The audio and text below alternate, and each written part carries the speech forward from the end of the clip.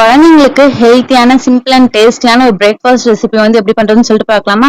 இப்போ இதுக்கு ஒரு கைப்பிடி அளவுக்கு பாசிப்பருப்பு எடுத்து தண்ணியில வந்து ஒரு 10 நிமிஷம் ஊற வச்சுக்கோங்க போதும். இப்போ அதை கழுவி குக்கருக்கு மாத்திட்டு அது மூழ்கிற அளவுக்கு தண்ணி ஊத்தி குக்கர் க்ளோஸ் பண்ணி வச்சு இப்போ வந்து 2 விசில் விட்டு எடுத்துக்கோங்க. இப்போ ஒரு கேரட் முழுசா எடுத்து தோல் சீவிக்கோங்க. தோல் சீவிட்டு லைட்டா கழுவிட்டு அதை வந்து பொடி பொடியா சீவி எடுத்துக்கோங்க. இப்போ குக்கர்ல இருந்து 2 விசில் வந்திருக்கும். இப்போ குக்கர் ஓபன் பண்ணி பருப்பு தனியாவும் பருப்போட தண்ணி தனியாவும் தனித்தனியா எடுத்து வச்சுக்கோங்க. இப்போ சட்டி சூடானதும் தேவையான அளவுக்கு நெய் சேர்த்து ஒரு 5-6 கருவேப்பிலை வந்து கழுவி சின்ன சின்னதா கிள்ளி அது கூட போட்டுட்டு கொஞ்சமா சீரகத்தையும் அது கூட போட்டுக்கோங்க. இப்போ சீவி வச்சிருக்க கேரட் அது கூட சேர்த்து அந்த சூட்டோட நல்லா வணக்கிக்கோங்க. கேரட் ஓரளவுக்கு வணங்கினதுக்கு அப்புறமா நீங்க பருப்பு தண்ணி எடுத்திருப்பீங்க இல்லையா, அதையும் கேரட்டோட சேர்த்துக்கோங்க. பருப்பு தண்ணி குழந்தைங்களுக்கு சத்து, அதனால அது கீழே ஊத்தாதீங்க. இப்ப இது கூட தேவையான அளவுக்கு உப்பு சேர்த்து கேரட்டை நல்லா வேக வைங்க. கேரட் நல்லா வெந்ததுக்கு அப்புறமா பாசி பருப்பு அது கூட சேர்த்து நல்லா வணக்கிக்கோங்க. கேரட்டும் பருப்பும் நல்லா வணங்கினதுக்கு அப்புறமேட்டுக்கு உங்களுக்கு தேவையான அளவுக்கு ரவையை வந்து இது கூட சேர்த்துக்கோங்க. நான் வந்து 1 கப் அளவுக்கு ரவை வந்து இது கூட சேர்த்திருக்கேன். ரவை சேர்த்ததுக்கு அப்புறம் ரவை கட்டி விழாம இருக்கிறதுக்காக இதை நல்லா கலரி விட்டுக்கோங்க. ரவை வந்து நல்லா கலரி விட்டீங்கன்னா தான் குழந்தைங்க சாப்பிடும்போது கொஞ்சம் ஸ்மூத்தா நல்லா இருக்கும், கட்டி கட்டியா இருக்காது. இப்ப 2-3 டேபிள் ஸ்பூன் வந்து ராகி பவுடர் இது கூட சேர்த்துட்டு 1 கப் அளவுக்கு தண்ணியும் இது கூட சேர்த்துக்கோங்க. தண்ணி இது கூட சேர்த்துட்டு இப்ப இதை வந்து நல்லா கலரி விட்டுக்கோங்க. அப்பதான் வந்துட்டு ராகியும் ரவை இதெல்லாம் சேர்ந்து அங்கங்க கட்டி விழாம நல்லா ஸ்மூத்தா இருக்கும். அதுக்காக தான் ராகி பவுடர் வந்து நான் வீட்லயே குழந்தைக்காக செஞ்சேன். அது எப்படி செய்யணும்னு உங்களுக்கு தெரியணும்னா கீழே கமெண்ட் பண்ணுங்க, அதுக்கான ஃபுல் வீடியோ போடுறேன். இப்போ இது நல்லா கலரி விட்டுக்கோங்க. இது கலரி விட்டதுக்கு அப்புறம் அகெயின் 1 கப் தண்ணி வந்து சேர்த்துக்கோங்க. நம்ம ஏற்கனவே 1 கப் தண்ணி சேர்த்திருப்போம், அது போக இன்னொரு கப் தண்ணி சேர்த்துக்கோங்க. அப்பதான் ரவையும் ராகியும் நல்லா வேகும். அதுக்காக இப்ப இது நல்லா கலரி விட்டுட்டே இருந்தீங்கன்னா அது கட்டியெல்லாம் சேராது. கட்டி இல்லாம உங்களுக்கு நல்லா ஸ்மூத்தா குழந்தைங்களுக்கு சாப்பிடும் போது நல்லா மென்னு சாப்பிட்றதுக்கும் ஈஸியா இருக்கும். அதுக்காக இப்போ ஸ்டவ் வந்து ஒரு மீடியம் ஃப்ளேம்ல வச்சுட்டு நல்லா கிளறிக்கோங்க. தண்ணி எல்லாம் சுண்டனதுக்கு அப்புறமேட்டுக்கும் ரவையோட பதம் வந்து நல்லா சாஃப்டா இருக்கணும்.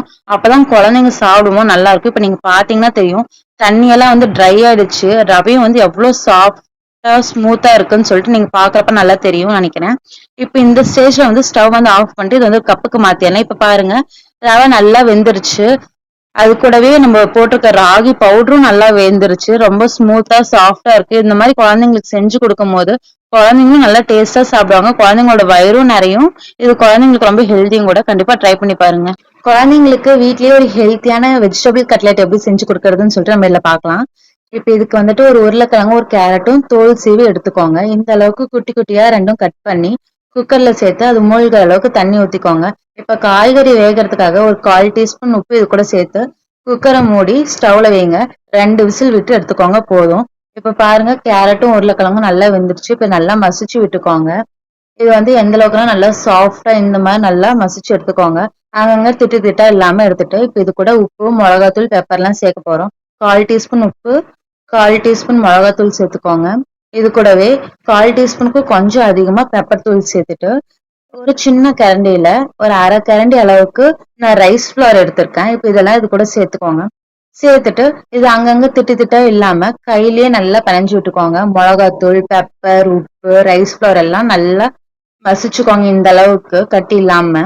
இப்போ இதே குட்டி குட்டி பால்ஸ் எடுத்து நம்ம தோசை தவால போட்டு ஒரு கல்லுக்கு ஒரு 3 இது வச்சுக்கலாம் கட்லெட். நீங்க நல்லா இந்த மாதிரி தட்டி விட்டுக்கோங்க கல்ல. இதுக்கு மேல நல்லா நெய் ஊத்தி இது வந்து 10 நிமிஷம் ஸ்டவ் வந்து லோ ஃப்ளேம்ல வச்சு ஒரு 10 நிமிஷத்துக்கிட்ட நல்லா வேக வச்சுக்கோங்க.